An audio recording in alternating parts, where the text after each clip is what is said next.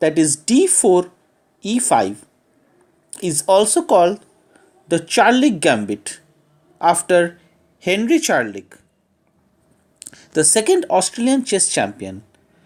Later on, this gambit was named after the Swedish player Fritz Karl Anton Englund. Now in this video, I am going to tell you about this opening, and then I will show you some illustrative games and traps which can occur in this opening. So, the Englund gambit opens with d4, e5, d takes e5, knight to c6, knight to f3, queen to e7, and both sides must play carefully because there are many traps in this opening. Now I am going to show you an illustrative game played between Bronham and San Mario in 1985. The game started d4, e5, d takes c5, knight to c6, knight f3, queen to e7, c3, the black knight takes on e5, and now white makes a blunder. He plays bishop to d2, and this resulted in knight to d3 and mate. So this is a trap in this gambit which white players should be wary of. Now let's look at another game which was played between Silberman and Hornish in 1930. This game started d4, e5, d takes c5, knight to c6, knight f3, queen to e7, bishop f4. The queen gives a check on b4, bishop to d2, queen takes on b2, bishop c3, and here white makes a mistake. Black gives his bishop to b4. White gives queen d2, bishop takes on c3, and now white tries to save this position by playing queen takes c3, but this was a mistake because now black gives a checkmate. Wow! Queen to c1 and it's mate. And so this game also shows this typical trap in this opening. White players should be very aware of this trap. Now let's look at another illustrative game which was played between Buntin and Bloodgood in 1976. This game started d4, e5, d takes c5, knight to c6, knight f3, d5, e takes d6, bishop takes d6, knight c3, knight f6, bishop to g5, black puts his bishop on f5, knight to d5, black gives a check at b4, knight takes b4, knight takes b4, and now white plays a very bad move, knight to d4. Black takes on d4, the queen takes on d4, and now the black knight gives a check at c2.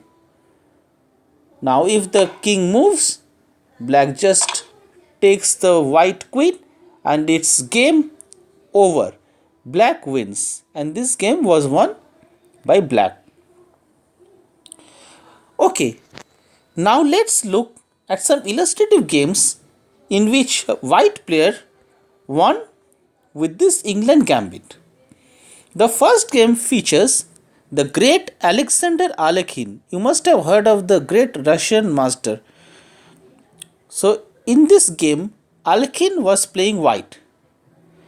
The game started d4, e5, d takes e5, knight to c6, knight f3, bishop on c5, bishop f4, knight g e7, e3, black castles, knight to c3, knight to g6, white plays bishop to d3, knight takes on f4, e takes f4, black plays rook e8, and now Alekhine played bishop takes h7. Black took on h7, white gave a check at g5, king to g8, white played queen to h5, and black played f6 and resigned because he knew that white would surely win this game. Okay, now let's look at another game which was played between Karst and Platt in 1987. So this game went d4, e5, d takes c5, knight to c6, knight f3, queen to e7, knight c3, knight takes on e5, knight takes on e5, queen takes e5, knight d5, and now black makes a poor move, queen to d6. Why? Because white played bishop f4, and after the queen moves, white knight will check at c7 and he will win the rook, and white can have an easy win after that. Okay, so now how to tackle this gambit from a white perspective? What should he do? Now, one way for white is to decline the England gambit is by playing e4 on his second move, thus transposing it to the center game. The game might continue in this manner. White plays d4, black plays e5, trying the England gambit, and here white can transpose the game to the center game by playing e4. Yes, that's how he can bypass the England gambit, and the game might continue. E takes d4, queen takes d4, knight to c6, queen to e3, knight to f6, white brings out its knight at c3, black pins the knight with bishop b4, white plays bishop d2, black castles, and white castles long, and white is doing okay. So that's it for today.